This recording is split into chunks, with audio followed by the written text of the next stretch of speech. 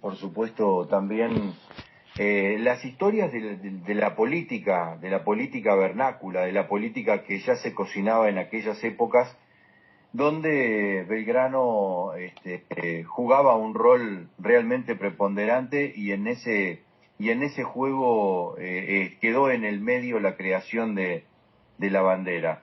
Mercedes Colombres nos había prometido contar algunas historias para llenar esos blancos, así que acá la tenemos a Mercedes. Vamos, Mercedes. Muchas gracias, Walter. Dos aclaraciones de programas anteriores que me hizo una persona de la audiencia. Comenté que en 1813 se había decretado la libertad de vientres, la esclavitud, el fin de la esclavitud. En realidad en 1813 empieza la libertad de vientres. Más adelante se termina aboliendo la esclavitud del todo. Y el otro error que me quedó de la vez pasada fue que la Prida, en realidad, el biógrafo del fraile Aldao, que es Omar López Matos, el fraile Aldao se hace el tonto respecto a su responsabilidad con la muerte de la Prida, que se muere en Mendoza, no en San Juan, como yo dije erróneamente. Él describe la muerte de la Prida como que pasó esto, qué suerte que me lo saqué de encima, pero no se hace cargo epistolarmente del asesinato. Los historiadores creen que el responsable es el fraile Aldao, pero el fraile Aldao nunca se hace cargo, sí se hace cargo de un montón de otros asesinatos y se jacta incluso de varios, y se lamenta no haber podido cortar el pescuezo a Sarmiento, al que considera un sanjuanino endemoniado en muchas cartas. Así que bueno, lo quería aclarar por el público. Te pregunto, Mercedes, recién decías libertad de vientre y abolición de la esclavitud. Digo libertad de vientre porque los nacidos a partir de ese momento eran libres. Exacto. No así los que ya eran esclavos. Exactamente, pero igual se abolió al poco tiempo, por lo menos en comparación a Estados Unidos, donde fue un tema abolir los vientres y fue otro drama abolir la esclavitud.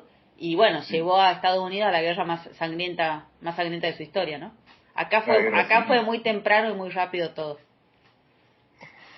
Bien, hecha la fe de ratas, vamos con lo de hoy, que realmente es una de las partes de la historia más ricas y más impresionantes que tenemos. Y vos sabés que desde que vos me invitaste acá, es como que la historia me encuentra donde voy.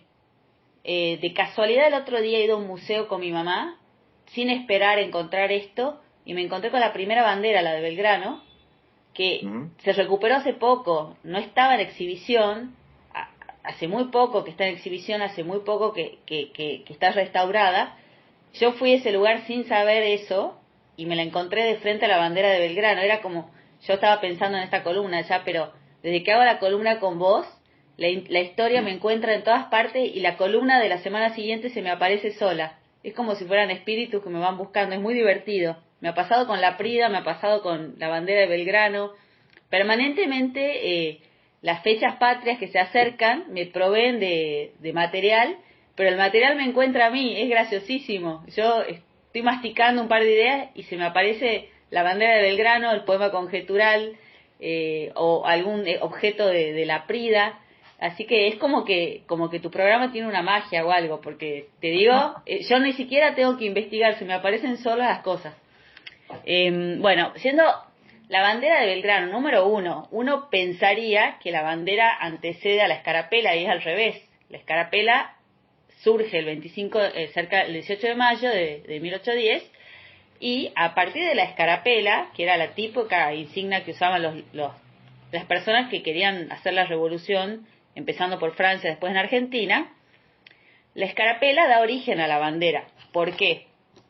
Porque iba a haber ejércitos que iban a tener que defenderlo de 1810. Entonces Belgrano, que antes que nada era abogado, era periodista y era político, no era militar, dice, tenemos que tener una bandera para distinguirnos de los otros, los realistas. Entonces, obviamente, mira a el símbolo que tenía cerca, que era la escarapela, y también, bueno, había como una excusa de que en realidad eran leales a España. En ese momento, recordemos, España estaba dominada por Francia, entonces nos estábamos librando de Francia, no de España.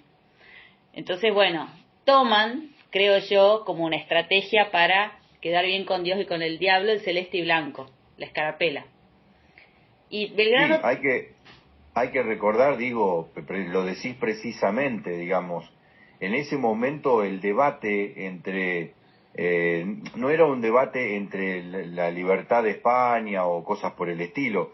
Había sí algún germen por allí, pero básicamente la idea era decir, bueno, no vamos a estar sometidos a Napoleón. Exactamente, que es lo que cuando uno es chiquito no entiende del todo y lo aprende desde más grande. En realidad era contra Napoleón.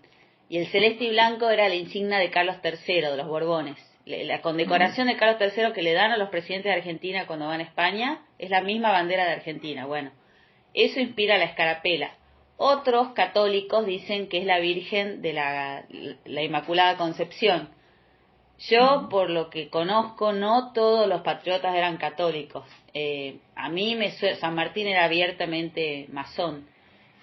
A mí me suena más la versión de hacer este doble juego con España y poner esta insignia celeste y blanca como si fueran los Borbones, y en realidad lo que querían era sacarse de encima todo el combo. De todas maneras, Claro. también Belgrano tenía la teoría que Argentina no se podía sostener con una república porque estaba inmadura, y él proponía una monarquía constitucional con Carlota Joaquina. Carlota Joaquina era la infanta española casada con el heredero de Portugal. Bueno, o sea, había un doble juego. Por otro lado, Napoleón, a quien supuestamente estábamos combatiendo, mandó mucha ayuda, ¿no? Era una cosa medio esquizofrénica, digamos, para decirlo con un título de medicina. Se jugaba como un coqueteo con la defensa del el supuesto derrocado Fernando VII de España, y supuestamente contra Napoleón, pero se querían liberar de España, y Napoleón mandó recursos, y eso está descrito en un libro de Emilio Campo, para ayudar al Río de la Plata. Pero bueno, yendo al grano. Qué Sí. impresionante, Mercedes, la influencia en la libertad de este nuevo continente, digamos, de América, que ha tenido Francia, ¿no? Fíjate que en la libertad de Estados Unidos en 1776, la corona francesa se jugó el cogote literalmente, ¿no? Porque Exacto.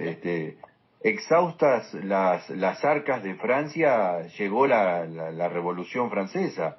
Así que y los patriotas franceses que fueron a pelear a Estados Unidos vinieron con las ideas de Estados Unidos, claro, y contaminaron a toda Francia. Sí. Impresionante. Francia, primero con Rousseau y después con la Revolución, claro, exportó eso a todo el planeta. Bueno, yo no lo había pensado así de pronto, pero me lo estás diciendo.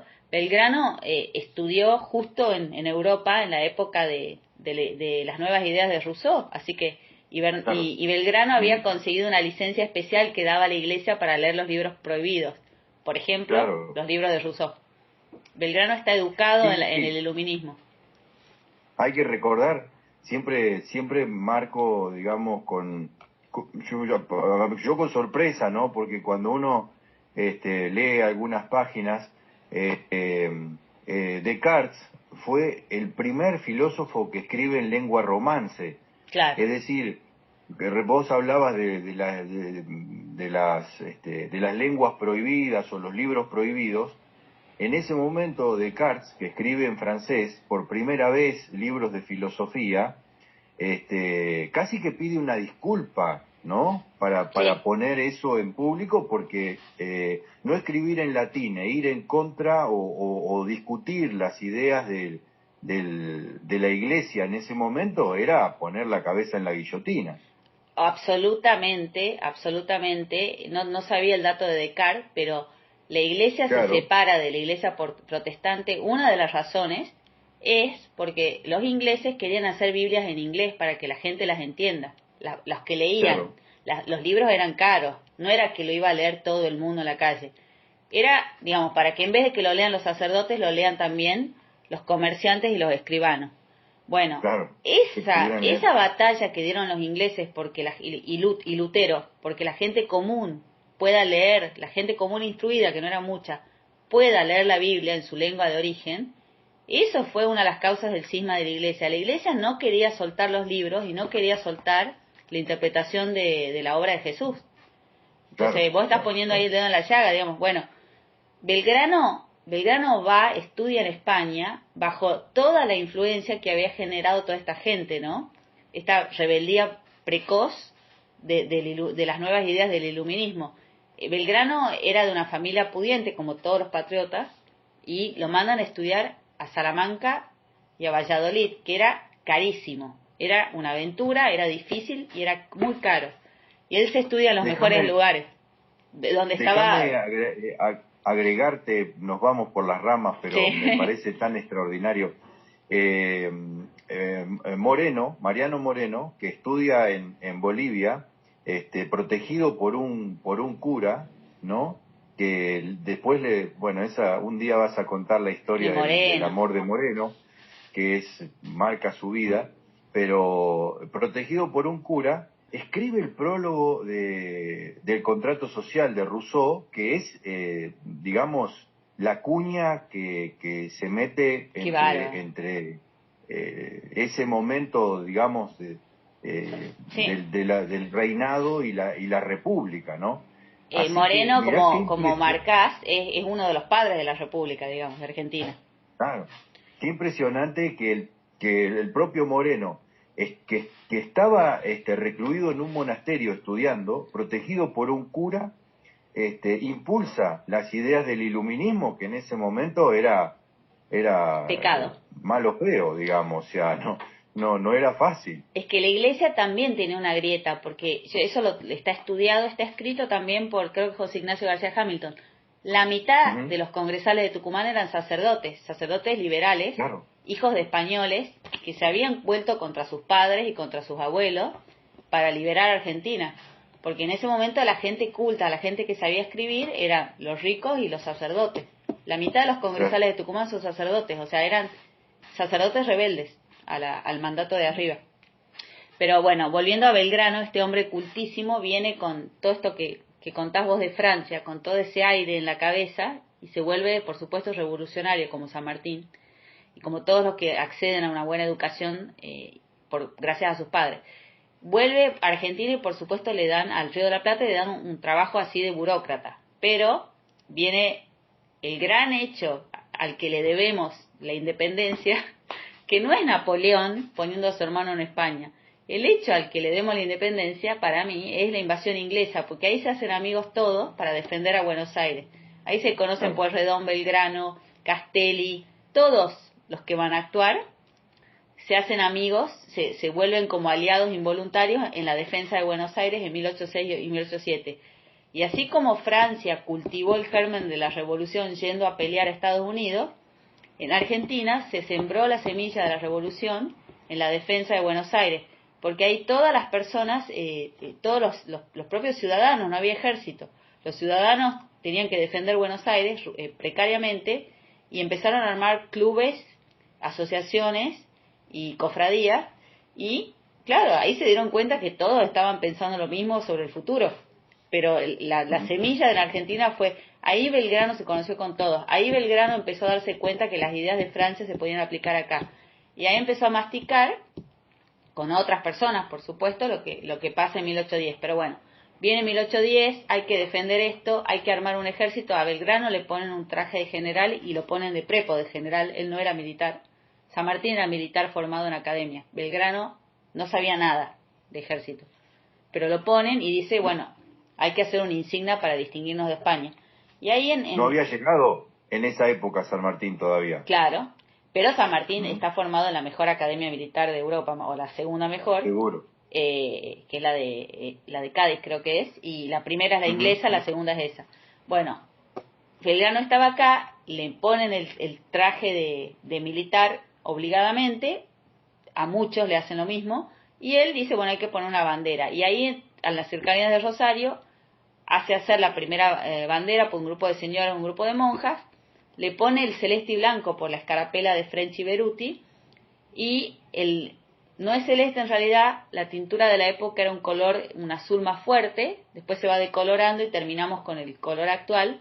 La bandera original es azul. Esa bandera, que está hoy en el Museo Histórico Nacional de Argentina, fue restaurada hace un poco más de 10 años, está en exhibición, la pueden ir a visitar, está por supuesto muy desteñida y está deteriorada porque Belgrano no tuvo un final feliz exactamente, ni se cubrió de gloria en la muerte. Digamos, él no vio el final de la película. Él se murió se retiró en medio enfermo, en medio de las peleas por la independencia. Entonces, uno de los que luchaba con él, que era un sacerdote, en una de las batallas ve que los realistas se podían quedar con la bandera de Belgrano y la esconde. Y se va de sacerdote a la ciudad de Macha, en Bolivia.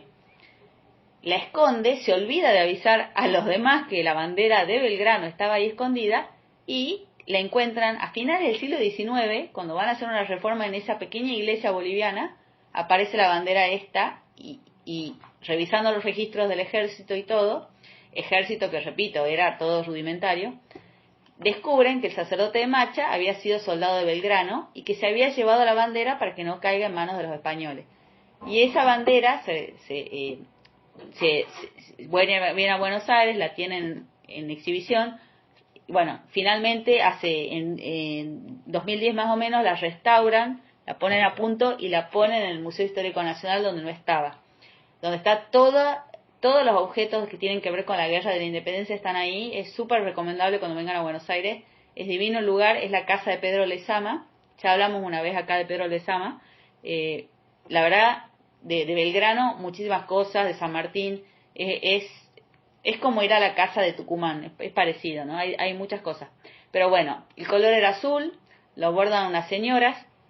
Hay una bandera parecida en la iglesia de San Francisco en Tucumán, muy parecida, pero es de 1814 porque la han hecho analizar, y creen que era una bandera paralela a la de Belgrano, pero los datos muestran que la de Belgrano es de febrero de 1812 y la de Tucumán, que es de Bernabé Arauz, es del 14. Así que se supone que la bandera ganadora es esta, la bandera de Macha. Después, otros datos interesantes de Belgrano, que era cultísimo, como dije, no tenía ninguna preparación militar. Dijo, por ejemplo, saqué un par de citas interesantes, ¿no? San Martín dijo, es el más metódico de los generales que tenemos en nuestra América. Está lleno de integridad y talento natural. No tiene los conocimientos de Moreau, que Moreau era uno de los mejores generales de Bonaparte, o el mismo Bonaparte en cuanto a la milicia. Pero créame usted, señor, que es el mejor general que tenemos en la América del Sur. Esto dice San Martín. Otra persona, José María Paz, bueno, el jefe de la Liga del Norte contra Rosas, dice, Belgrano, como él no tenía, como él mismo admitía, grandes conocimientos militares, pero poseía un juicio muy recto, una honradez a toda prueba, un patriotismo puro y desinteresado, el más exquisito amor al orden y un entusiasmo decidido por la disciplina. Bueno, ¿ves? Todos generales que habían estudiado para ser militares decían estas cosas de Belgrano. Para cerrar, y si querés pasamos a Güemes, otro gran militar argentino. Belgrano, por supuesto, tiene su vida amorosa. Ya lo contamos en un episodio anterior. ¿Te acordás que él tuvo un enredo con la cuñada de Rosas? De ahí salió un bebito, y ese bebito se educó en la casa de Juan Manuel de Rosas, y cuando cumplió 18 años le contaron que su papá era Belgrano.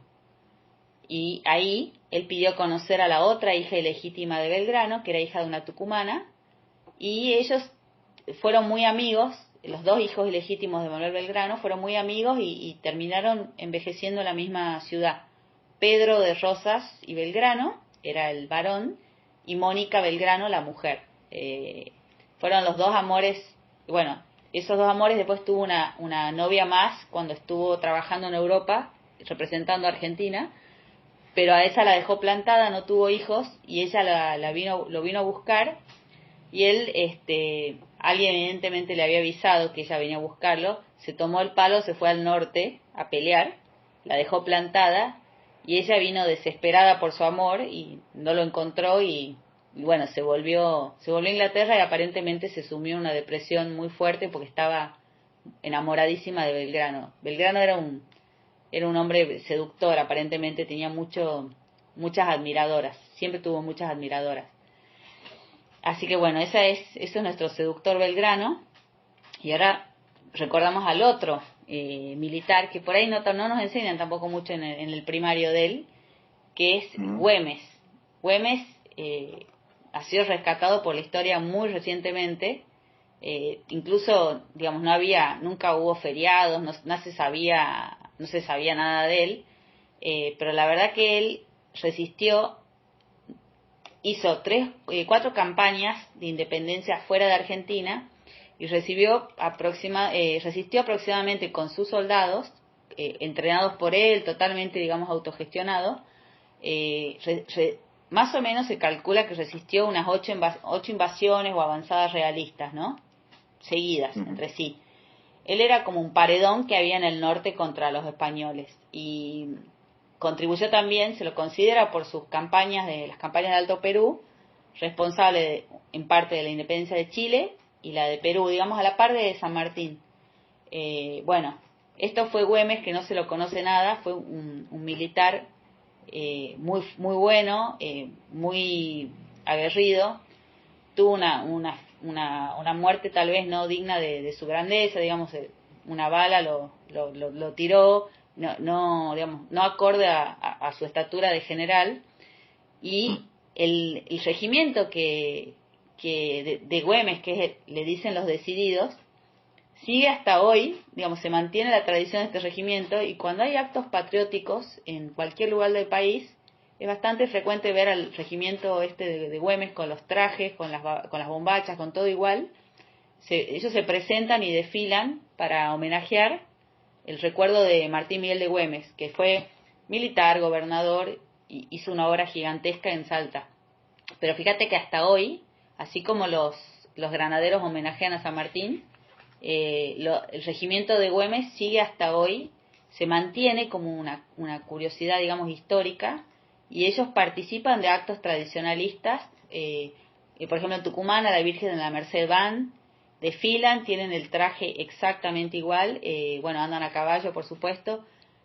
Bueno, eso te habla, digamos, en Salta sí se valora la figura de Güemes como militar, como gobernador, como una persona defensora de la independencia, como una persona con mucha conciencia social y preocupada por los pobres de Salta, muy en eso, diferente a todos, ¿no? Los pobres no existían en las conversaciones en esa época, ¿no? Se hablaba de independencia. A Güemes se lo recuerda como un protector de la gente desvalida, y como en eso, digamos, era como muy popular como líder, a pesar de ser una familia muy pudiente y muy encumbrada de Salta. De alguna manera, digamos, es como un militar gigante, pero por haber nacido en Salta, tal vez no tiene tanta prensa, pero debería estar en el mismo panteón de los próceres con San Martín, con Belgrano, con Alvear. Tiene una estatura impresionante y no ha sido justamente reconocido por la historia, tal vez hasta los últimos años. Creo, Mercedes, que la Argentina, hoy Argentina, ¿no? El entonces virreinato del Río de la Plata y hoy la Argentina, le debe mucho todavía en cuanto a saber quién es quién en la historia, ¿no? Sabemos poco de eso. Tenemos San Martín, Belgrano, Sarmiento, qué sé yo, medio así, algún moreno metido por la ventana, y poquito más, digamos, ¿no? Con lo cual, todos estos tipos que hicieron tanto y que formaron parte de este sistema, todavía se le debe muchas cosas a los Castelli, sí, a los Alvear, por supuesto, con sus luces y sus sombras. A todos, digamos, le debemos muchas cosas y le debemos muchos recuerdos. No sabemos bien cuál fue el rol que jugaron, qué es lo que hicieron, cuánto pusieron en juego. Es decir, creo que esa historia está contada minuciosamente, pero no es conocida popularmente. Totalmente. Así que me parece que todavía le debemos mucho a eso. Y mira, vos me acabás de decir, por ejemplo, Moreno. Moreno es un gran desconocido para los chicos de las escuelas, digamos, y ha sido un patriota impresionante. Ha tenido un enfrentamiento con Saavedra, el primer presidente de la primera junta de gobierno. Hay hasta libros en torno a su enfrentamiento, pero ahí tenés, por ejemplo, dos personajes impresionantes que nadie conoce. Moreno, Saavedra, bueno, French y Beruti también han tenido su papel en el lobby de 1810. Lo de 1816, lo de 1816 era una maniobra un poco de distracción mientras se negociaba si se hacía una monarquía constitucional con una princesa española, ¿no? O sea, Claro. hay un montón de... Belgrano era el partidario de que Carlota Joaquina y don Joao vengan acá a gobernar, porque él decía que, lo mismo que San Martín, que no íbamos a sobrevivir sin apoyo de una potencia extranjera, que había que reemplazar España, que era un gobierno despótico, por algo más una monarquía un poco más constitucional, un poco más limitada, como Portugal o como Inglaterra. Pero todas esas cosas, todos los trasiegos, la parte de atrás, todos los personajes ocultos, hay montones de costados de la historia que no nos llega en la educación cívica y que realmente se merecen ser rescatados en este pequeño espacio, porque también son responsables todas estas personas más invisibles, ¿no? Sin duda, sin duda. Impresionante las partecitas de la historia y todo lo que nos queda, así que te espero la semana que viene por acá con otras historias de personas y personajones, como vos lo determinás. Muchísimas gracias, Mercedes. Muchas gracias, Walter, a vos, y nos vemos la semana que viene.